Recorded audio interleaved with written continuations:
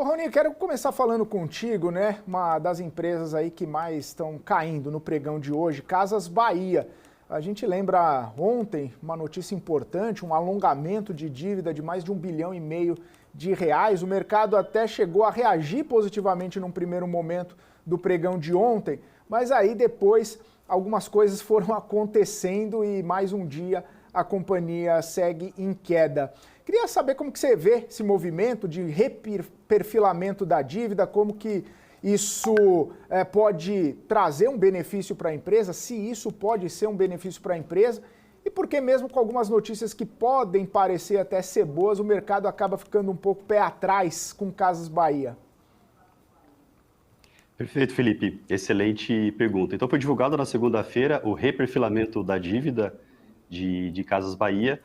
Casas Bahia, assim como as demais empresas do setor, elas precisam de muito capital de giro para fazerem o negócio como um todo funcionar. E nessa renegociação, foi acordado que a amortização da dívida ela vai acontecer a partir de 18 meses. Ou seja, a empresa ela ganhou uma sobrevida em relação à necessidade de caixa para o negócio ele funcionar. Só que além dessa manchete, dessa notícia que foi divulgada, existem alguns outros pontos que nós não podemos esquecer. Eles são o seguinte: em agosto do ano passado, agosto de 2023, foi anunciado um plano de transformação de Casas Bahia.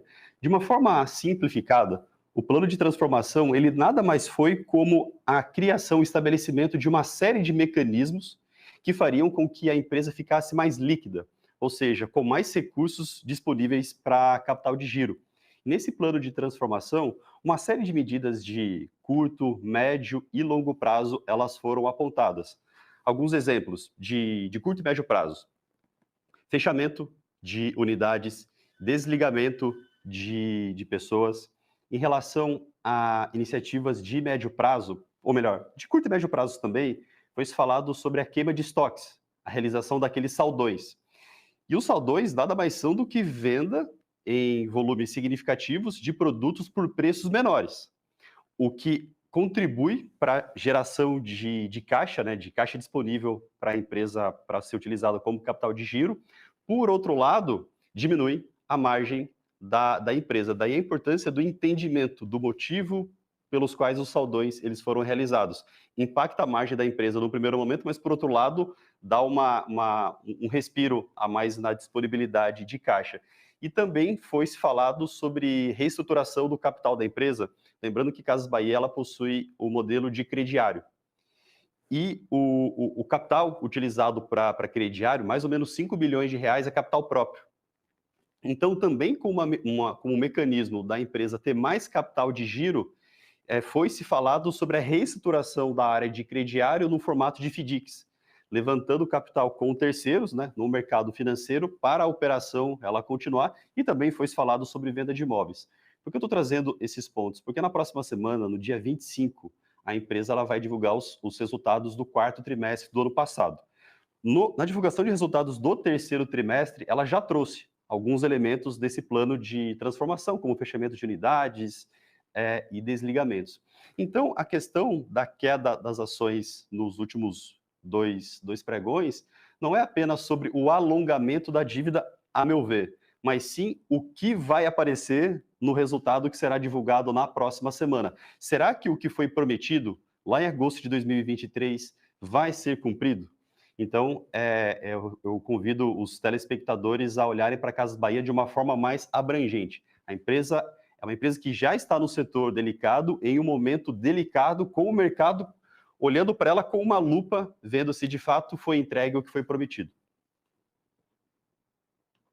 Né, falando em resultado, a própria Magazine Luiza trouxe seus números e uma headline interessante, mas quando a gente vai ver nas linhas, pelo menos a interpretação do mercado, é que teve muita coisa não recorrente que acabou tirando um pouco do ânimo dos acionistas. Talvez esse seja o foco, essa seja a visão que o mercado vai ter sobre Casas Bahia na semana que vem, ver se esse plano, se essas medidas mais de curto prazo impactam positivamente, mas com uma não recorrência, né? Como venda de imóveis, outras coisas que você muito bem comentou aqui, acabam sendo sazonais ali, né, pontuais, que não vão se perpetuar. A gestão tem que ser um pouco mais aprofundada, né? A mudança tem que ser um pouco mais aprofundada para colher frutos lá na frente. O ponto dos dados não recorrentes, Felipe, muito bem pontuado por você, não é deles existirem ou não existirem, é se eles foram previstos. Então, no caso desse plano de transformação, foi levantado que imóveis poderiam ser vendidos, que unidades seriam fechadas e pessoas seriam desligadas.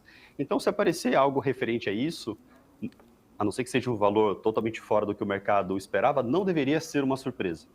O que acaba acontecendo com algumas divulgações de resultados de repente, vem um dado, um número financeiro, alicerçado em algo não recorrente que não era previsto, esperado ou não foi sinalizado pela administração da empresa.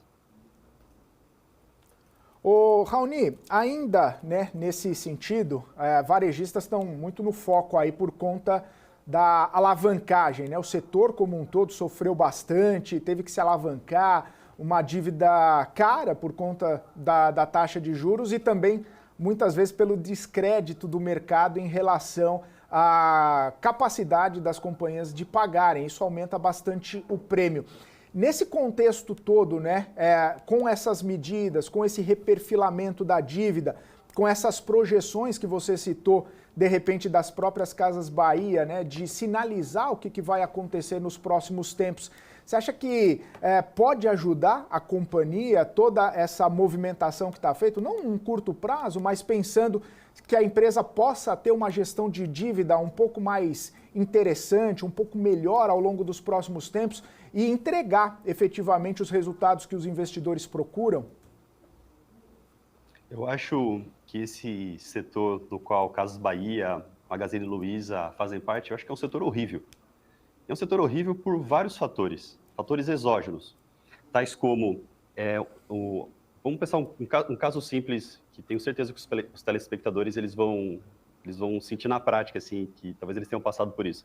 Imagine que uma pessoa ela queira comprar um liquidificador. O que ela vai fazer? Ela vai procurar pelo menor preço, e basicamente é isso. Não existe um amor pela marca ou uma fidelização. Isso faz com que as empresas que fazem parte desse setor elas estejam sendo constantemente pressionadas pelo menor preço. Então, já existe uma concorrência gigantesca fazendo parte disso. Além desse fator, a gente vê a sensibilidade do negócio em relação a desemprego, em relação a câmbio, em relação à taxa de juros. Além disso, sobretudo por conta de Americanas, existe um grande descrédito no mercado por empréstimos, por capital para essas empresas, por motivos mais do que óbvios. Isso vai corroendo, vai prejudicando cada vez mais os resultados dessas empresas. Então, a minha leitura é um momento de sobrevivência. É ver quem consegue uma sobrevida no negócio para tentar ganhar mais 6 meses, 1 ano ou 2 anos. Mas é um setor que eu fico completamente fora. A maioria das empresas, elas não vão perpetuar. O que me entristece é a quantidade de mão de obra, de empregos que elas geram, que acabam sendo impactados negativamente pelo contexto no qual elas estão inseridas. Perfeito. Ô Raoni, só porque você citou, né, que é um setor horrível e a gente aqui, ao longo de todos esses anos que a gente está no ar, a gente colheu algumas informações e parece que também é uma unanimidade que aéreas não são companhias ou o setor aéreo também não tem tanta atratividade assim para os investidores. Por mais que haja, né, sempre uma expectativa, talvez de curto prazo, uma melhora aqui, uma melhora ali operacional, mas tecnicamente as aéreas acabam sendo desafiadoras. E com a Gol entrando em recuperação judicial agora lá nos Estados Unidos, paira sobre as companhias aéreas cada vez mais essa percepção.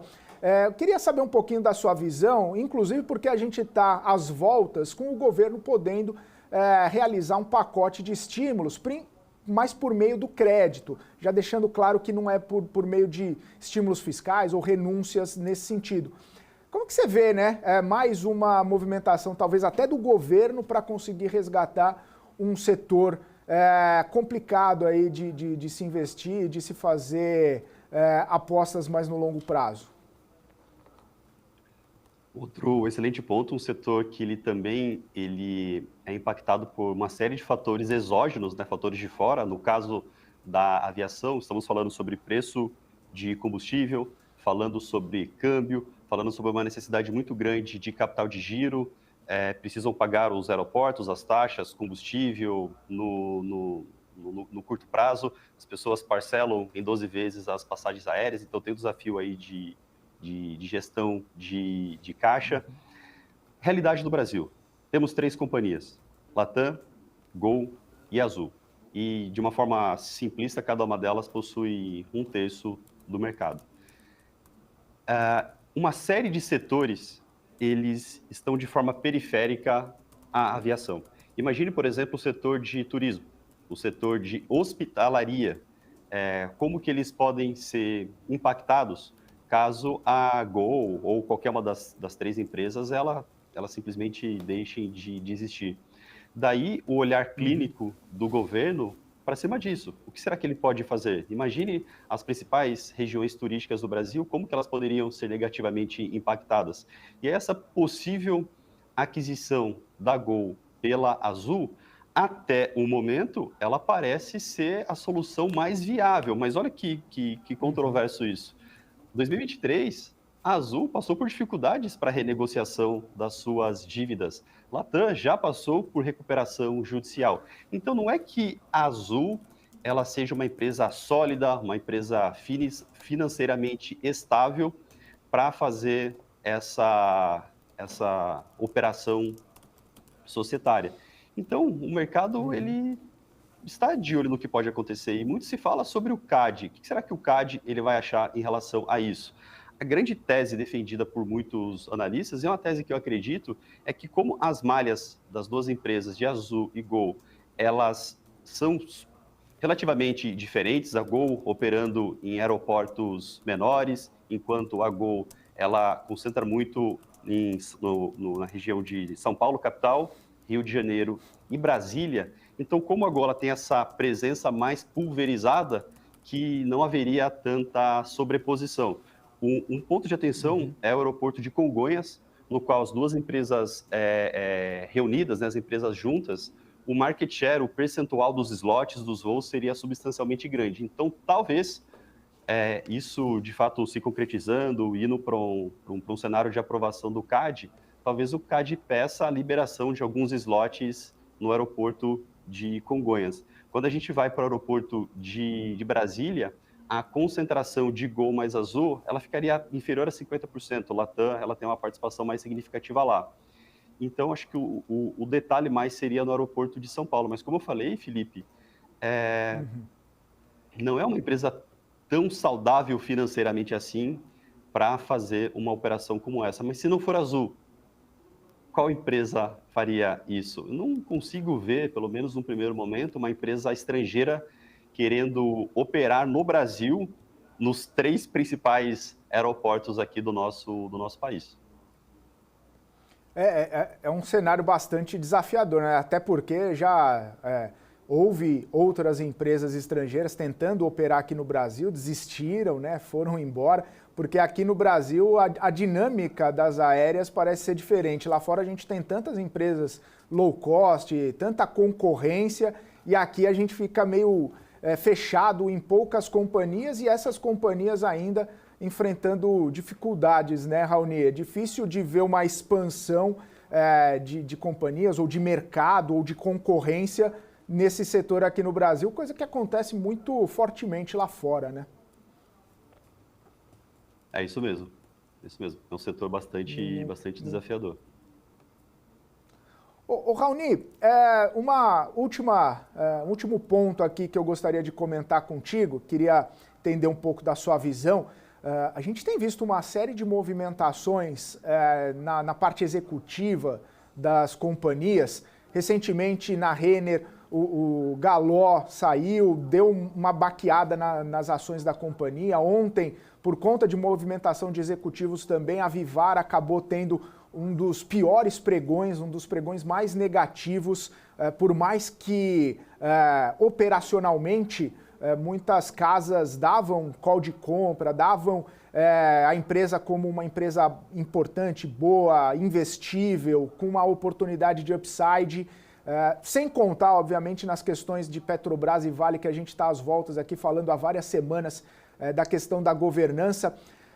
Enfim, queria entender um pouco da sua visão, né, sobre o papel de executivos, né, na condução, na liderança das companhias e da governança especificamente, né, quando algo acaba sendo quebrado ou quando algo acaba sendo rompido de relação de seus executivos com as companhias, por que o investidor fica tão pé atrás, por que o investidor fica tão desmotivado e cauteloso com o segmento das companhias? Felipe, você trouxe aqui 4 empresas, Petrobras, Vale, Renner e agora a Vivara. Eu organizaria essas 4 empresas em 3 grupos. Então, começando por Renner. Renner, a saída do Galó, pelo menos pelo meu entendimento, pelo que eu vi, foram décadas de trabalho. Ele teve uma atuação brilhante por lá, levando o conceito do cuidado com o cliente, do cuidado com ele, para que ele tivesse um alinhamento, um respeito, uma admiração pela marca. E isso levou inspiração para muitas outras empresas. Então, segundo o que ele divulgou, a saída dele foi por motivos pessoais. Agora, vamos entrar no caso de Vivara. Vivara, no setor de varejo, era uma grande queridinha por muitos investidores. E, de repente, a entrada do Nelson com a saída do Paulo de sopetão acabou pegando o mercado, assustou um pouco o mercado, mas, sobretudo, pela mudança na tese da empresa. Enquanto o Paulo estava fazendo um trabalho de distribuição dos produtos de forma omnichannel, ganhando escala, o Nelson ele veio com uma tese de internacionalização. Então, não é só pela troca da pessoa, mas sim pela mudança da tese da empresa. Então, o que o mercado estava precificando mudou. E agora os analistas, no primeiro momento, os analistas, os gestores, os traders, os investidores, eles, peraí, mudou aqui, deixa eu sair das ações até entender qual que vai ser o novo plano de negócios. Então, foi basicamente isso que aconteceu. E sempre que algo sai de sopetão, de uma hora para outra, o mercado ele fica com o pé atrás. Vamos ver quais serão os próximos passos, como a empresa ela vai se comunicar aqui com o Nelson assumindo o comando dos negócios. Em relação às outras 2 empresas, Vale e Petrobras, a gente está vendo uma intervenção do governo significativa nas empresas. Então, Vale teve a tentativa de colocação do Guido Mantega na presidência, na sequência, a renúncia de um dos principais conselheiros, colocando de forma explícita na carta de renúncia que está tendo interferência no processo sucessório do Bartolomeu. E em relação à Petrobras, bom, né, a queda das ações do mercado fala por si só. A Petrobras, maior pagadora de dividendos no ano passado, o mercado esperando o pagamento de dividendos extraordinários, e de repente mudou o que estava previsto, o que estava supostamente combinado, inclusive com base numa reunião que foi feita com investidores em Nova York no começo de janeiro. A grande expectativa de Petro, ela fica na reunião, na Assembleia de abril, na qual 2 grandes assuntos serão discutidos. O que de fato será feito com essas reservas, né, com esse valor que não foi distribuído. Eventualmente, ele poderia ser distribuído, que seria uma perda significativa para o governo em relação a qual o real poder de intervenção do governo nela. Lembrando que o governo ele não conseguiu o que ele queria, apertando o Banco Central para a redução da Selic, não conseguiu emplacar o Mantega, e se a questão de distribuição de dividendos for revertida, seriam 3 perdas consideráveis em menos de 12 meses. Bom, em relação à Vale, o ponto é o que vai acontecer com a empresa após esse período de escolha do novo presidente. E se esse processo de escolha, que vai ser conduzido por uma grande empresa de contratação de executivos, se esse processo ele vai ser sério, se vai ser profissional, ou se esse processo ele vai ter uma série de intervenções aí políticas. Exatamente, o Raoni, como você muito bem trouxe, né? O mercado não gosta de incertezas. Qualquer tipo de sinalização de mudança incerta, não previsível, o mercado fica cauteloso. Obrigado, viu, Raoni? Sempre muito bom poder conversar contigo, muito bom recebê-lo aqui às terças-feiras para essa nossa conversa. Até semana que vem, então. Uma ótima semana para você. Uma ótima semana. Obrigado pelo convite.